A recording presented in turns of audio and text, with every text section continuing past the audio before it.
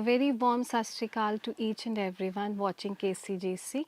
My name is Dr. Puneet Kaur and I am working as an assistant professor in the Department of Psychology at Khalsa College for Women. The topic of my lecture today is Introduction to Psychology.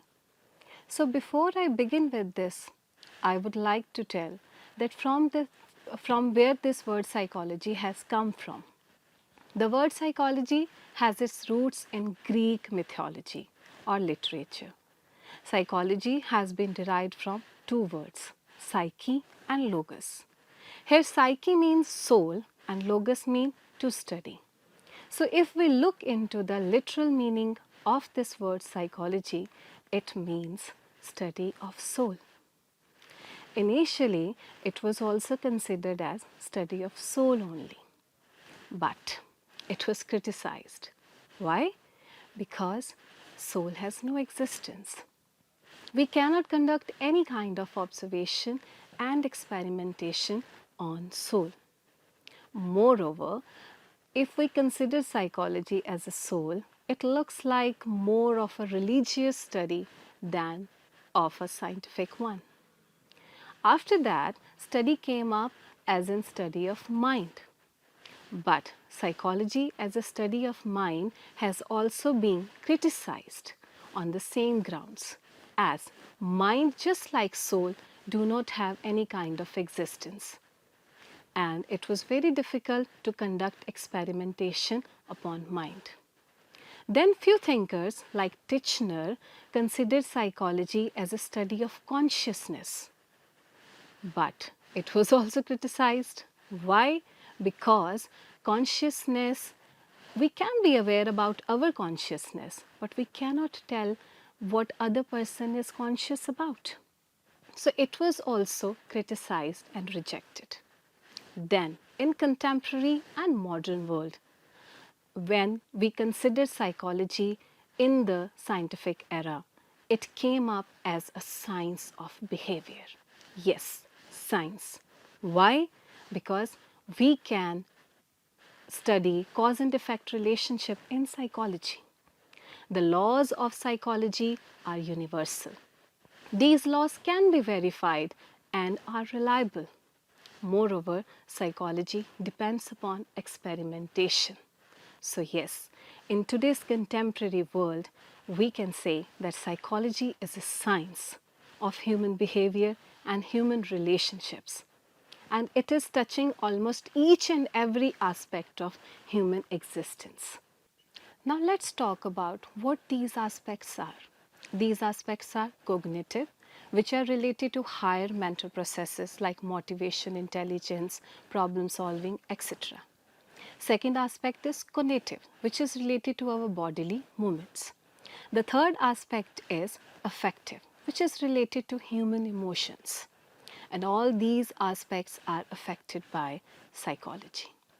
Now let's talk about the historical development of this discipline, psychology. The historical development of psychology is divided into two eras. Pre-scientific era, which includes the studies of thinkers like Aristotle, Plato and Socrates. Whereas the second era is scientific era. This era came into existence when Wilhelm Wundt established the first lab of psychology in Leipzig University, Germany in 1879. And I would definitely want to add into it that first department of psychology was established in the University of Calcutta by Shri Narendra Sen Gupta in 1916. So yes, psychology is our own discipline and a very, very popular subject among students. So when scientifically psychology established as a subject, different thinkers and psychologists came up with different ideologies. And these ideologies took the shape of or place of different systems, or you can say schools of psychology. The first school which came into existence was known as Structuralism. This school was established by Wilhelm Wundt himself and of course in Germany. According to this school, you can say the subject matter of psychology was to study the structure of consciousness, and the method they opted for it was introspection. But somewhere American psychology was not very much impressed by structuralism, because they were of the point of view that structuralism has given answer to how things are happening, and but they are not answering why the human behavior is in the way in which it is. So in order to find out the why for every human behavior, they form a new school for psychology and they named it functionalism. This school was founded by American psychologists like Cattell, Watson. It was also found by Dewey. The subject matter according to this school was to study the function of consciousness, and the method they opted for it was experimentation. When Germans and Americans were working upon psychology, somewhere there was a conflict between the American psychologists only. So a psychologist named as John W. Watson, he was not very much agree with the opinion of functionalists somewhere. He got dissatisfied with the theory of functionalists early in his career.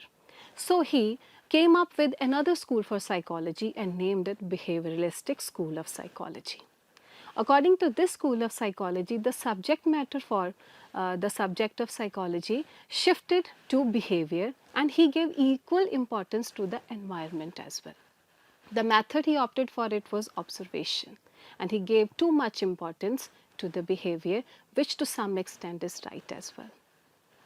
When all these type of ideologies were working in the same at that era only, Germans came up with another point of view, and they put forward another school and named it Gestalt School of Psychology. The word Gestalt means organization or form. So the Gestalt school or the Gestalt psychologists were of the view that they want to study things as a whole, and they focused upon studying things as a whole, and much of their work is in the field of perception. When world was busy with the behavioristic school of psychology and Gestalt school of psychology, another school came up, dynamic psychology or dynamic school of psychology in Austria under the command of Sigmund Freud. Yes, you heard it right. Sigmund Freud, who gave psychoanalytical theory of personality, who gave the concept of unconsciousness, who gave the concept of id, ego and superego, who gave the concept of dream analysis and catharsis, and he left a very prominent traces on psychology that we still cannot imagine psychology without the working of Sigmund Freud. So let's talk about perspectives of psychology. Psychology and perspectives has a very, very profound relationship with each other. You know, as they say that two men released from the prison bar looked out, one saw the mud, other saw the star. This world around us all depends upon our perspective, and psychology, as it touches each and every aspect of our life, it also affects different perspectives related to our existence. The first perspective of psychology is behavioristic perspective, which focuses upon the behavior. Behavior which is modification, or you can say it is really depends upon our observation and experience. Second perspective is physiological perspective, which depends upon the biological basis of human behavior. That what are the effectors, receptors and conductors as well as adjusters which are exerting influence upon our behavior. The third is psychodynamic perspective. This perspective depends upon our inner unresolved conflicts, thoughts, feelings which are hidden, which we don't want to show to the world. Another perspective is humanistic perspective. This perspective is also known as the third force in psychology. You know why? Because it talks about self-actualization. It talks about free choice, that what kind of life we want to lead. These perspectives give shape to psychology and lay down the strong foundation for it.